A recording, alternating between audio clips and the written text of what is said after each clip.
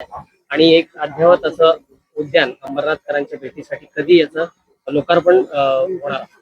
काय लोकार्पण करायची गरज नाही, आता लोकांनी सुरू केलेलं आहे लोकांसाठी. मी तर आज फक्त अंबरनाथ मध्ये होतो एका कार्यालयाच्या उद्घाटनाप्रसंगी. त्यामुळे अटल बिहारी वाजपेयी उद्यान याची पाहणी करण्यासाठी इथे मी आहे, नगराध्यक्ष मॅडम आहेत, उपनगराध्यक्ष आहेत, त्याचबरोबर कुणाल भोईर आहेत आणि त्याचबरोबर अपर्णा भोईर, या सगळ्यांचंच आमदार डॉक्टर बालाजी किनीकर आपले गटनेते असतील. या सगळ्यांनी आज ह्या अटल उद्यानाचं पाहणी केलेली आहे. एक चांगलं उद्यान शहराला मिळालं. याच्या अगोदर नेहरू उद्यान आपल्याला माहिती असेल की गेले अनेक वर्ष लोक प्रत्यक्षात होते. नेहरू उद्यान लोकांच्या सेवेमध्ये आहे, लोकांना मिळालं. त्यानंतर आता हे अटल उद्यान जे आहे ते आपण करतो आणि पुढे मोरिवली जे अंबरनाथ वेस्टला आहे त्याचं देखील काम जे आहे ते हातात घेण्यात येईल आणि ते देखील असं एकदम सुसज्ज असं उद्यान लोकांसाठी उपलब्ध करून दिलं जाईल. आज आपण पाहताय की या अटल उद्यानाचा चेहरामोहरा बदललेला आहे. लोकांना चालण्यासाठी सिंथेटिक ट्रॅक या ठिकाणी आहे, त्याचबरोबर खेळण्यासाठी बॅडमिंटनचे कोर्ट्स आहेत, ज्येष्ठ नागरिकांसाठी कट्टा आहे, लहान मुलांसाठी आहे व्यवस्था.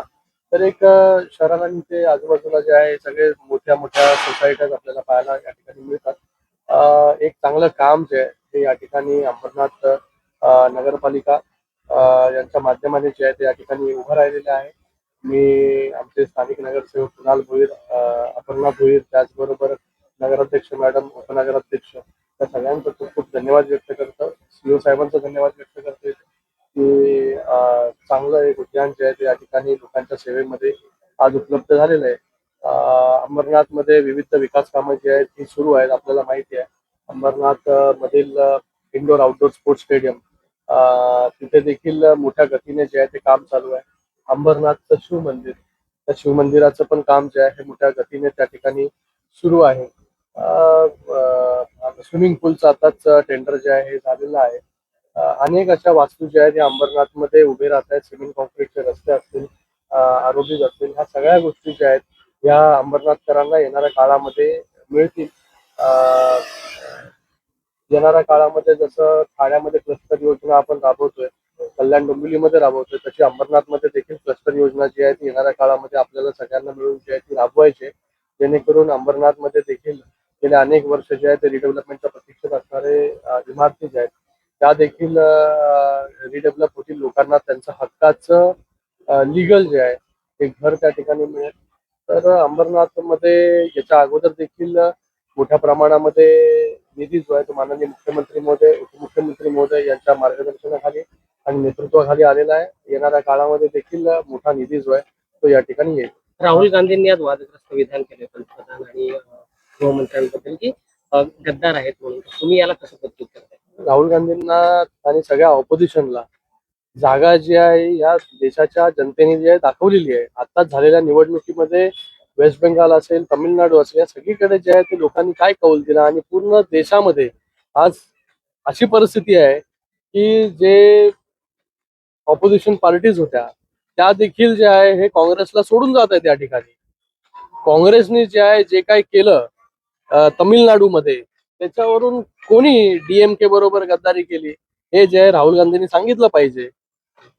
डीएमकेनी तर पार्लमेंटमध्ये जे आहे बसण्याची आसन व्यवस्था देखील जी आहे ही बदलली आहे. तर येणाऱ्या काळामध्ये जे आहे या भारतामध्ये जे आहे हे पार्लमेंटमध्ये जे आहे हे सगळे जे एकत्र होते इंडिया आघाडी, या इंडिया आघाडीमध्ये पण तूट झालेली आहे पूर्णपणे. एकटंच काँग्रेस जे आहे ऑपोजिशन मध्ये येणाऱ्या काळामध्ये राहणार आहे. बरं, मंत्रिमंडळाचा विस्तार येत्या काळामध्ये होईल आणि वाचाळवीर जे मंत्री आहेत त्यांना टच्चू दिला जाईल असं सांगितलं जातं. कोणी सांगितलं? सूत्रांची माहिती आहे. कुठले सूत्र सांगतंय नाव? महाविकास आघाडीचे नेते असतील, आमदार असतील, आपली भेट घेत आहेत. उपमुख्यमंत्री एकनाथ शिंदे यांची देखील भेट घेत आहेत. चांगलं आहे ना, कामं माहिती आहेत लोकांना.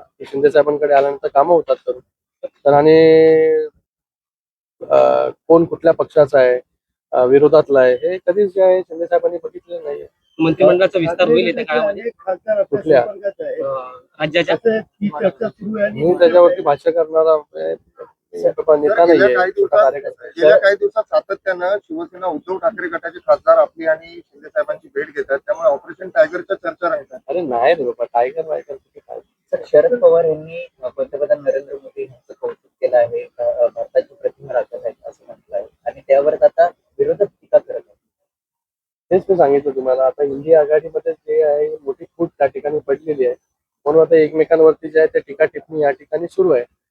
आणि आज अंबरनाथमध्ये शिवसेना, भारतीय जनता पार्टी आणि एनसीपी हे सगळेच जे आहे हे एकत्र आपल्याला या ठिकाणी पाहायला मिळत आहेत.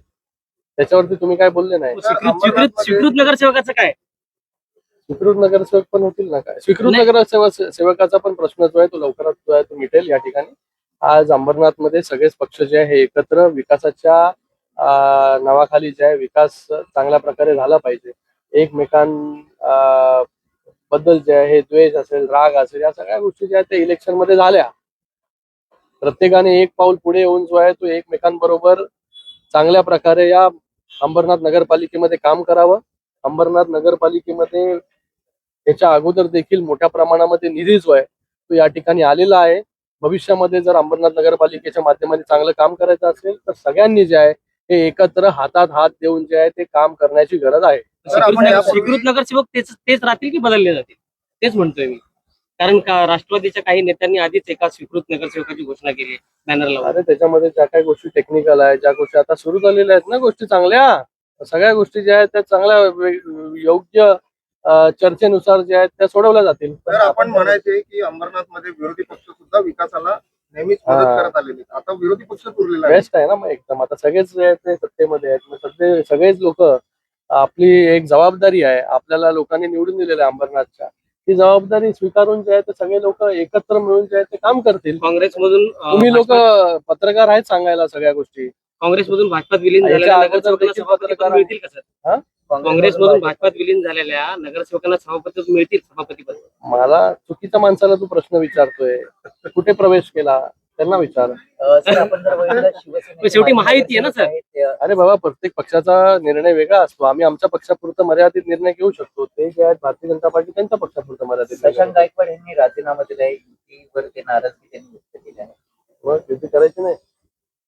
Okay, thank you. ज्या पद्धतीने आर्थिक वादळ येणार आहे आणि पंतप्रधान नरेंद्र मोदी तुम्हाला वाचवणार नाही अशी भाकीत जी आहे राहुल गांधींनी केलेली आहे. राहुल गांधींना कोण सिरियसली घेतो?